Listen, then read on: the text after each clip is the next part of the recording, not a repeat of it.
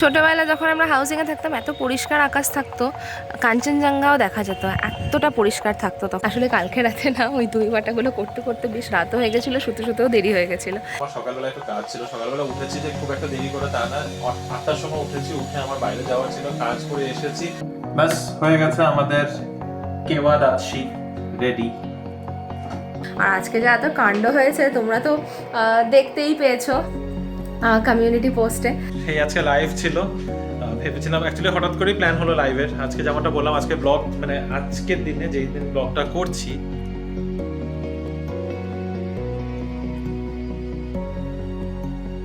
শিলিগুড়ি বাড়ির সকাল থেকে ছাদটা ভীষণ সুন্দর লাগছে দেখতে, কিন্তু অনেক মেঘ থাকার জন্য পাহাড়টা পুরো ক্লিয়ার দেখা যাচ্ছে না। তবে ওই যে ব্লু লাইনটা দেখতে পাচ্ছ, এইটা হচ্ছে পাহাড়ের রেঞ্জ, আমাদের বাড়ির ছাদ থেকেই আমরা দেখতে পাচ্ছি। ছোটোবেলা যখন আমরা হাউসিংয়ে থাকতাম এত পরিষ্কার আকাশ থাকতো, কাঞ্চনজঙ্ঘাও দেখা যেত, এতটা পরিষ্কার থাকতো তখন আকাশ।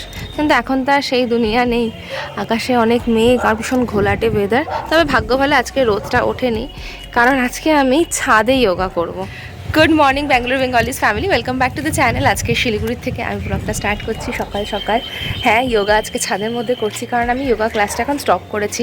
তোমরা জানো আমার যাওয়ার সময়টা হয়েই গেছে, তো আর 2-3 দিনের জন্য গিয়ে লাভ নেই। বেসিক্যালি এখানে ক্লাসটা হয় উইকলি 3 টাইমস, তো সেই হিসেবে দেখতে গেলে উইকেন্ডগুলোতে তো এমনিই ফাঁকা থাকে।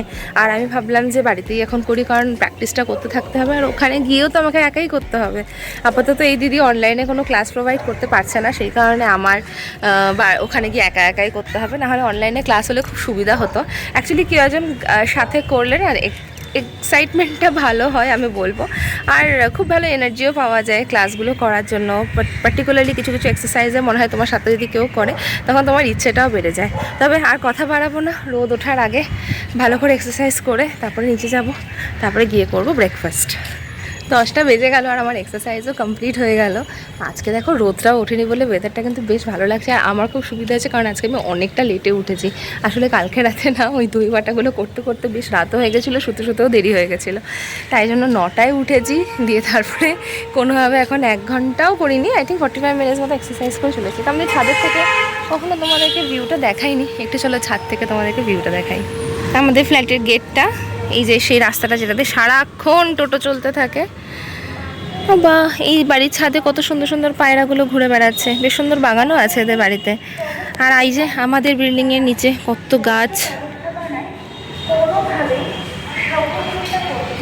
ব্যাঙ্গালোরে চলে গেলে এই ভিউগুলোকে ভীষণ মিস করব। লম্বা লম্বা বাড়ি রয়েছে, তবে ব্যাঙ্গালোরের মতো অত উঁচু উঁচু বাড়িও নয়, পুরো কংক্রিট জঙ্গলের মতো লাগে। চারদিকে গাছও দেখতে পাওয়া যায় না। এই যে এখানে কি সুন্দর নারকেল গাছগুলো মাঝখানে মাঝখানে দেখা যাচ্ছে, কোথাও কোথাও টিনের চাল। এখন যদিও এই এরিয়াগুলোতে ফ্ল্যাট অনেক বেশি হয়ে গেছে, তবুও জানে এই জিনিসটা ভীষণ নিজের লাগে। আর ব্যাঙ্গালোরে চলে গেলেই এই ভিউগুলো ভীষণভাবে মিস করতে থাকবো আমি।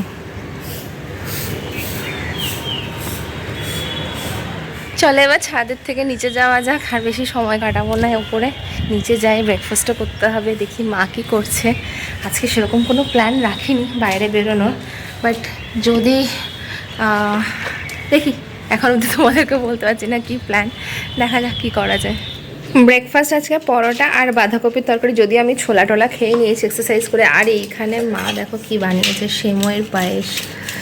আমি চাইছি মিষ্টিটাকে অ্যাভয়েড করতে যতটা করা যায়, তাও বন্ধ আর হচ্ছে না। এখানে থাকলে আর হবে না, একবারে ব্যাঙ্গালোরে গিয়ে মিষ্টি খাওয়া বন্ধ করতে হবে, তাই না?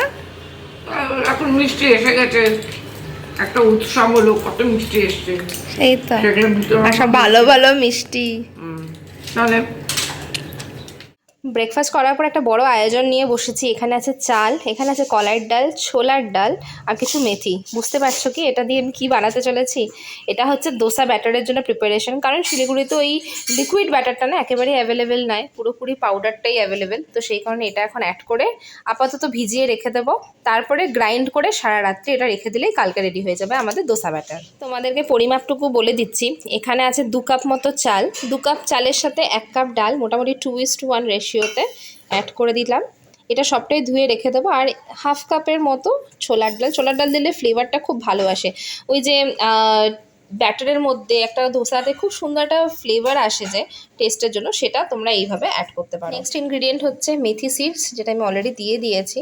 তো মেথি সিডস দিতে হবে, এটা একটা খুব ইম্পর্টেন্ট ইনগ্রিডিয়েন্ট। এটা হেল্প দিয়ে এটা কিন্তু খুব সুন্দরভাবে ফার্মেন্ট হবে। এটাকে ধুয়ে এখন জলে ভিজিয়ে রেখে দিতে হবে মোটামুটি 6 থেকে 8 ঘন্টা।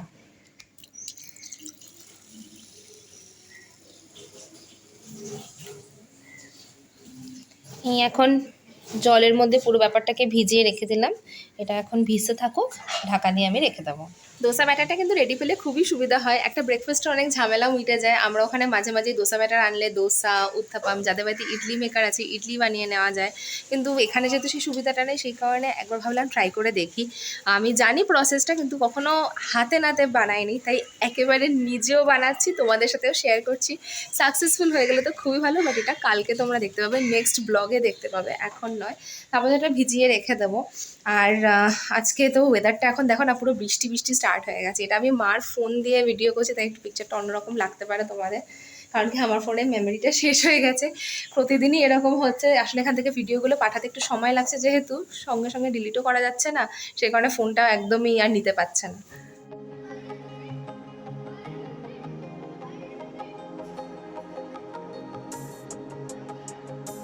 Hello, good morning Bibi family, welcome back to the channel. কেমন আছো তোমরা সবাই? আশা করছি খুব ভালো আছো। রিনি ওদিক থেকে অলরেডি তোমাদের সাথে হাই হ্যালো সব করে ফেলেছে। আজকের ব্লগটা স্টার্ট হয়ে গেছে। তবে আজকে এখন আমি যখন ব্লগটা এখান থেকে ব্যাঙ্গালোর থেকে তোমাদের সাথে কথা বলছি, এখন কিন্তু বাজে 11:15। তো গুড মর্নিং কাছাকাছি নুন হতে চলেছে। আমি এত দেরি করে কেন স্টার্ট করছি, কারণ আমার সকালবেলা একটু কাজ ছিল। সকালবেলা উঠেছি যে খুব একটা দেরি করে তা না, 8টার সময় উঠেছি। উঠে আমার বাইরে যাওয়ার ছিল, কাজ করে এসেছি। এসে কি কাজ হয়েছে না হয়েছে সেটা তোমাদেরকে পরে জানাবো। যদি আমার কাজটা সাকসেসফুল হয়, then you'll get to know, না হলে basically it will just be a hype. Anyway, তো যেটা বলছিলাম, তো কাজ ছিল, কাজ করে এসেছি। আসার পর না এত লেজি লাগছিল, আর বৃষ্টি বৃষ্টি বাইরে তোমাদেরকে এখন দেখাচ্ছিলাম না, একদম কেমন একটা একদম মেঘলা ওয়েদার হয়ে আছে। আসলে বৃষ্টি পড়ছে, একদম হালকা ঝিরিঝিরি বৃষ্টি পড়ছে। তো আমি জাস্ট ঢুকতে তখন হালকা হালকা ভিজে ভিজে ঢুকেছি। তো এখন ঢুকে এসে ফ্রেশ হয়ে তারপরে তোমাদের সাথে এখন ব্লগটা স্টার্ট করছি। রিনিও একটু আগে জাস্ট ভিডিও কল করছিল, আমি রিনিকে বললাম চলো একসাথে আজকে হাই হ্যালো করি, তুমি ভার্চুয়ালি থাকবে। তখন রিনি বলছে না, আমি অলরেডি এখান থেকে আমার দিন শুরু করে দিয়েছি। তো ঠিক আছে, চলো, দিন যখন দিন শুরু হয়ে গেছে, আমি আজকে দিনটা তোমাদের সাথে এখন শুরু করছি, একটু লেট করেই যদিও। তবে এখন অনেক কিছু করার আছে। ডিনার বলছি, লাঞ্চের জন্য প্রিপারেশন নিতে হবে। ওই একটা শুটকির বড়া করা আছে, ডাল করা আছে। ভাবছি আজকে একটু অন্যরকম কিছু বানাই। মাথায় আছে একটা ভুটানিজ ডিশ, যেটা রিসেন্টলি খুব ফেমাস হয়েছিল, দাতশি করে। তো ভাবছি আজকে দাতশি বানাই। যদি বানাই তাহলে রেসিপিটা শেয়ার করবো। চলো, কিচেনে ঢুকে পড়েছি। আজকে রেসিপিটা বানাবো হলো কেওয়া দাতশি। তোমাদেরকে বলছিলাম একটা ভুটানিজ ডিশ বানাবো। সো কেওয়া দাতশি বানানোর জন্য প্রথমে প্যান গরম করে নেব। এতে একটু সাদা তেল দেবো, খুব বেশি তেলের প্রয়োজন নেই, একদম হালকা। এবার এর মধ্যে দিয়ে দেব কিছু কাঁচা লঙ্কা,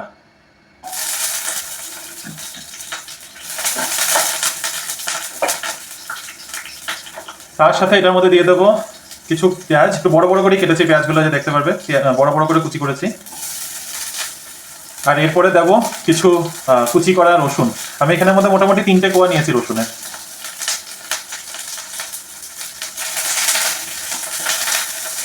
এবার এগুলোকে একটু হালকা যা সফট হওয়া পর্যন্ত ভেজে নেবো।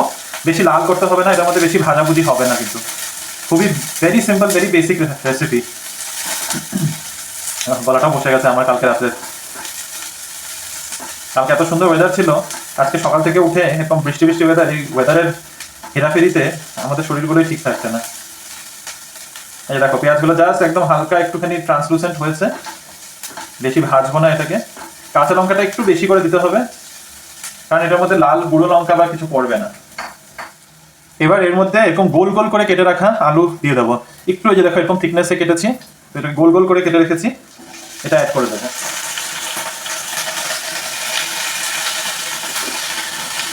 তো কেওয়া দাতশি যেটা হয়, কেওয়া মানে ভুটানিজে আলু, আরেকটা হয় এমা দাতশি। এমা দাতশিটা হচ্ছে লঙ্কা। তো ওটার মধ্যে ক্যাপসিকাম, বিভিন্ন রকমের লঙ্কা, মানে একটু মোটা মোটা যে লঙ্কাগুলো থাকে, বেল পেপার থাকে, তো ওইটা হচ্ছে এমা দাতশি। আমি এখন এমা দাতশি বানাচ্ছি না, আমি কেওয়া দাতশি বানাচ্ছি। জাস্ট হালকা একটু কোট হওয়ার মতো করে দেবো। বেশি ভাজতে হবে না, আলুটা কিন্তু মোস্টলি এটা সেদ্ধর উপর দিয়েই হবে। তেলটা দেখলে একদম সামান্য একটুখানি তেল দিয়েছি জাস্ট কোটিংয়ের জন্য।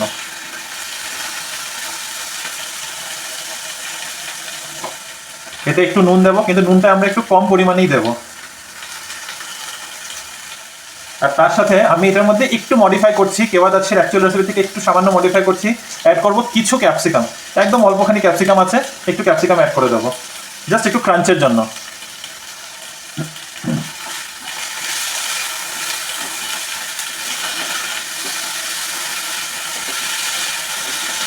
বাস একটু ভালো করে নাড়াচাড়া করে নিয়েছি, নুনটা সব, নুন আর তেলটা যেন সব কোট করে নেয়।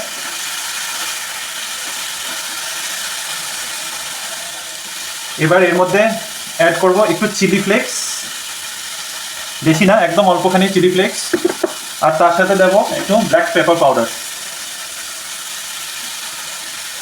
কাঁচা লঙ্কা থেকে কিন্তু ভালোই ঝাল উঠবে, তবে এটার মধ্যে লাস্টে একটা ইনগ্রিডিয়েন্ট অ্যাড হবে যেটার জন্য এই পুরো ঝালের ব্যাপারটা সেটেল হয়ে যাবে। দিয়ে আর একটু হালকা হাতে নাড়াচাড়া করে দেবো।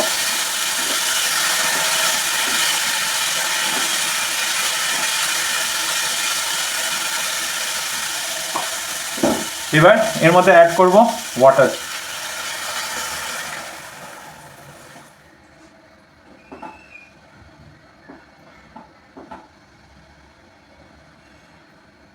আর এবার এটাকে মিডিয়াম ফ্লেমে করে ঢাকা দিয়ে দেবো যেন আলুগুলো সেদ্ধ হয়ে যায়। জলের কোয়ান্টিটিটা এরকম রাখতে হবে যেন ঠিক একটা গ্রেভি হয়। তারপরে এটার মধ্যে পড়বে কি, ওটা বলছি তোমাদের। অনেক দিন ধরেই বানানোর ইচ্ছা এই রেসিপিটা, কিন্তু হয়ে উঠছিল না। আজকে ভাবলাম যে আজকে ফ্যান্সি এদিকে ওদিকে না করে এটা একটু অন্যরকম তরকারি হবে, সেটাই বানাই। তবে এটার মধ্যে লাস্টলি পরে হলো ইয়াক চিজ, যেটা আমার দাচ্ছি হচ্ছে হলো ইয়াকের চিজ, কিন্তু ভুটানে পাওয়া যায়, এখানে তো আমাদের কাছে ইয়াকের চিজ নেই। এখানে আমরা রেগুলার যেটা প্রসেস চিজ আমরা পাই সেটাই লাস্টে অ্যাড হবে। গ্রেভিটা যখন মানে আলুগুলো সেদ্ধ হয়ে যাবে আর গ্রেভিটা একটু থিক হয়ে আসবে, তখন আলুটা এতটুকু সিদ্ধ হতে হবে যেন মানে ধরলেই ভাঙা ভাঙা হয়ে যায়। অতটুকু যখন সিদ্ধ হয়ে যাবে তখন এটার মধ্যে আমরা লাস্টে প্রসেস চিজ যেটা থাকে ওটা গ্রেট করে ডালতে পারো, বা চিজ স্লাইসেস যদি থাকে সেটাও ঢেলে দিতে পারো। অনেকক্ষণ ধরে আলুটা সেদ্ধ হচ্ছে, একবার চেক করে নিলে হয়। লেটস সি হোয়াট ইজ, কতটুকু সেদ্ধ হলো। তো এরকম পাতলা পাতলা গোল গোল করে কাটা তো খুব একটা বেশি সময় লাগা উচিত না। আলুটা অনেকটাই কিন্তু সেদ্ধ হয়ে গেছে। এবার একটু আঁচটা বাড়িয়ে দিলেও হবে, আমাদের জলটা এতটা জল প্রয়োজন হবে না, এটা একটু ঠিক ঠিক গ্রেভি হবে। এই যে দেখো আলুগুলো ভেঙেই যাচ্ছে, কিন্তু আঁচটা সামান্য বাড়িয়ে দিয়েছি, বাড়িয়ে এখন ঢাকা দিয়ে দিই আর 2 মিনিট অবধি এটা কুক হোক। তারপরে এটার মধ্যে চিজটা অ্যাড করবো। আলু অনেকটা সেদ্ধ হয়ে গেছে, জলটা অনেকটা কমে এসছে। এবার একবার দেখে নিই, দেখো আলুগুলো কিন্তু একদম ভেঙে ভেঙে যাচ্ছে এবার। So this is the right time, এখন আর ঢাকা দিয়ে রান্না করতে হবে না।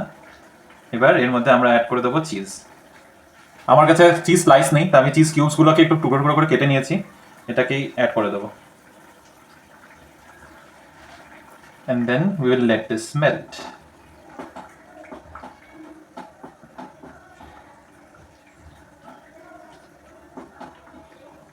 এটা যেরকম মেল্ট হতে থাকবে চিজগুলো, গ্রেভির কালারটাও দেখবে চেঞ্জ হয়ে গেছে, গ্রেভির কালারটাও একটা হোয়াইটিশ কালারে চেঞ্জ হয়ে যাবে। চিজ নিজের পরিমাণ মতো দিও, চিজের মধ্যে নুন থাকে, এই কারণেই আমরা নুনটা আগে একটু কম করেই অ্যাড করেছি, নাহলে অতিরিক্ত সল্টি হয়ে যাবে। তো যতটা চিজ অ্যাড করবে সেই বুঝে তোমরা সল্টটা আগে অ্যাড করো। এই যে দেখো চিজটা মেল্ট হওয়ার সাথে সাথেই গ্রেভির কালারটা কেমন চেঞ্জ হয়ে গেছে। দেখো গ্রেভিটা অনেকটা ঠিক হয়ে গেছে, এর থেকে বেশি আর ঠিক করবো না আমরা। এর থেকে বেশি ঠিক করলে আর তখন আলু এমনিতেও আরও টেনে যাবে, চিজ তার উপরে আরও টানা টানা হয়ে যাবে। So we will just turn the flame of, গ্যাসটা বন্ধ করব। গ্যাসটা বন্ধ করে একটুখানি চিলি ফ্লেক্স অ্যাড করে দেবো উপর থেকে। ব্যাস হয়ে গেছে আমাদের কেওয়াদাচ্ছি রেডি। একদম ইজি একটা রেসিপি ছিল কিনা বলো? খুবই সিম্পল, ট্রাই করে দেখতে পারো। এটা কিন্তু ভুটানেও রাইসের সাথেই খায়, এটা অন্য কিছুর সাথে রুটির সাথে খায় না, এটা রাইসের সাথেই খায়।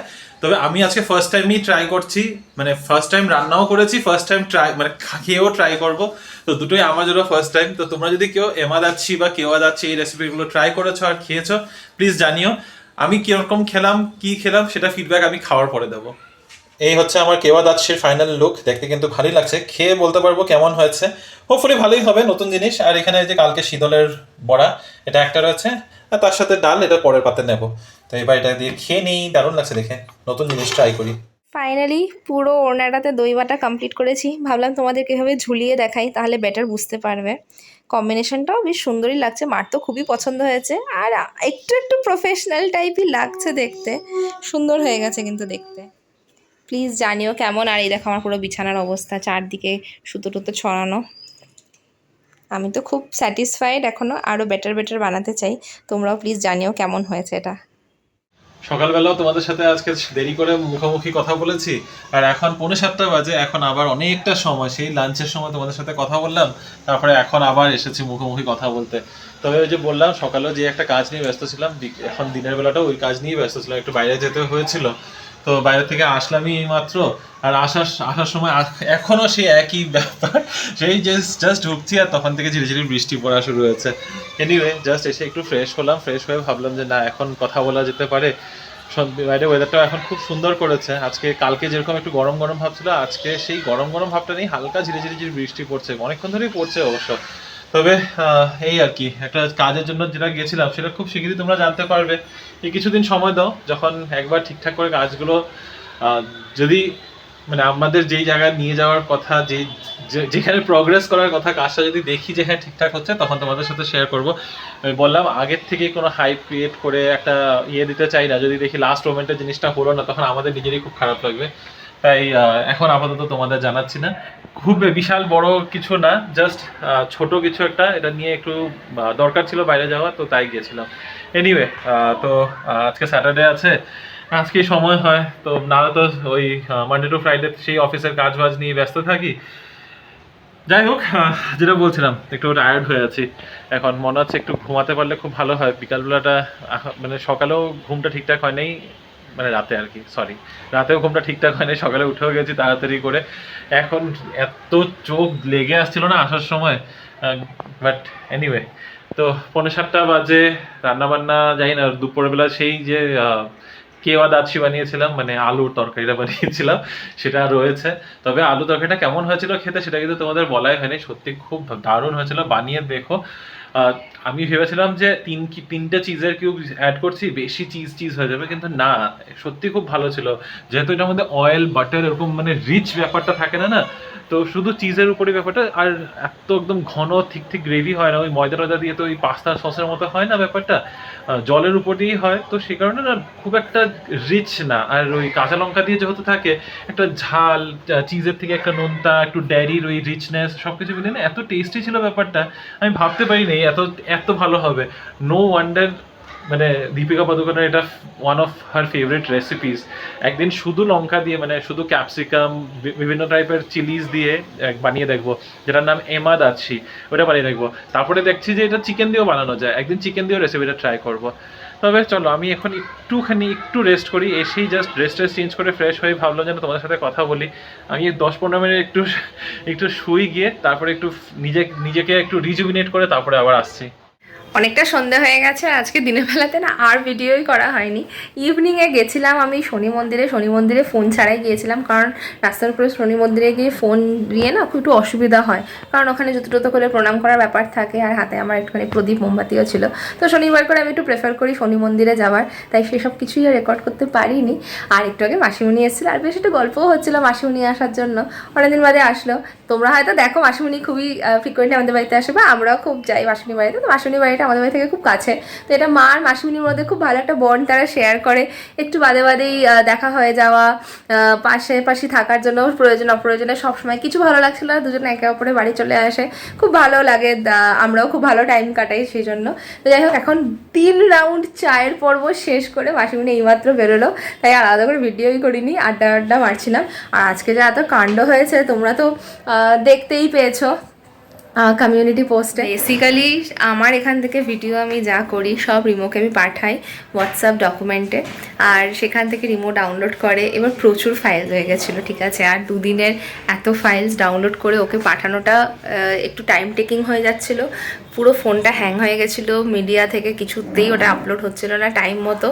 আর আলটিমেটলি আমি কিছু ফাইল ভুলবশত ডিলিট করেছি, এবং এমন হয়েছে যে আজকে ম্যাক্সিমাম ভিডিও যেটা আমার এত মন করে খুশি মনে আমি বানিয়েছিলাম সেই সবটাই ডিলিট হয়ে গেছে। আর ডিলিট হওয়ার জন্য আজকের পুরো ব্লগটাই আসতে পারলো না।